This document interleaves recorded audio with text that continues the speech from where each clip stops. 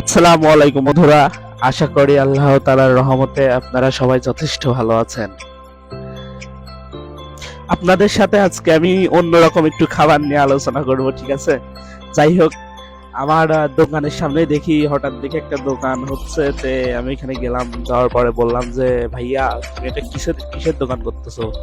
তো বলতেছে যে এখানে ডিম চাপড়ি পাওয়া যায়।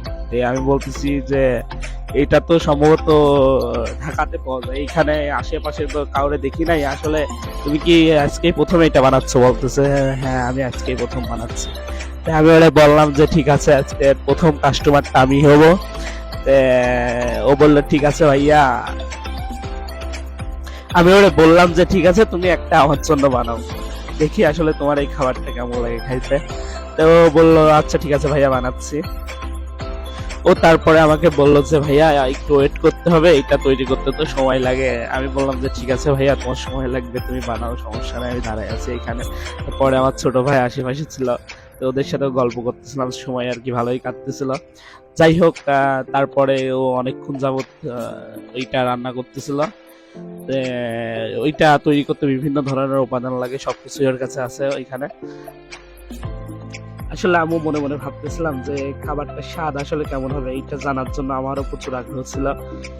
খাবারটা তৈরি করতে আসলে অনেক সময় লাগে, সময়ের ব্যাপার এটা।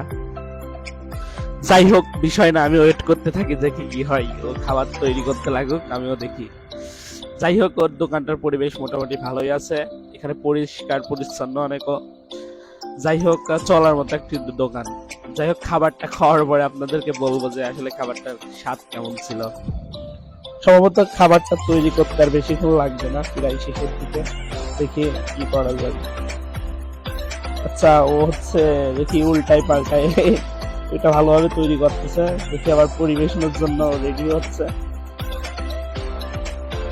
মনে হচ্ছে যে খাবারটা খাইতে স্বাদ ভালোই হবে, কিন্তু দেখা যাক। তারপরে বিভিন্ন ধরনের মশলা, আবার দেখি সসও দিচ্ছে।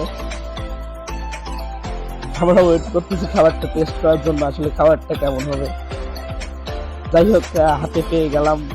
আমার ফ্রেন্ডরা দিয়ে বললাম বন্ধু ধরো দেখি কেমন লাগে। আসলে তো খাবারটা দেখতে অনেক সুন্দর লাগতেছে। পরে আমার ফ্রেন্ডরা ডাক ডাক দিয়ে বললাম যে বন্ধু খাইয়ে দেখো আসলে কেমন লাগে। আমি নিজেও খাচ্ছি। যাই হোক, খাবারটা খাইতে অনেকই ভালো লাগলো। আপনারা চাইলে কমলাপুর গার্লস স্কুল মোড়ে এসে খাবারটা খাইয়ে দেখতে পারেন যে মূলত স্বাদটা আসলে কেমন। দেখি খাবারের বিষয়ে বড় ভাইয়ের মন্তব্যটা কি।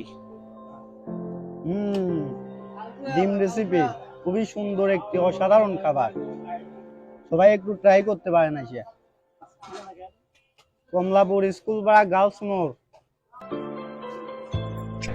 ওইখানে মূলত কাস্টমারের ভিড় ভালো হয় মোটামুটি, আপনারা তো দেখতেই পাচ্ছেন।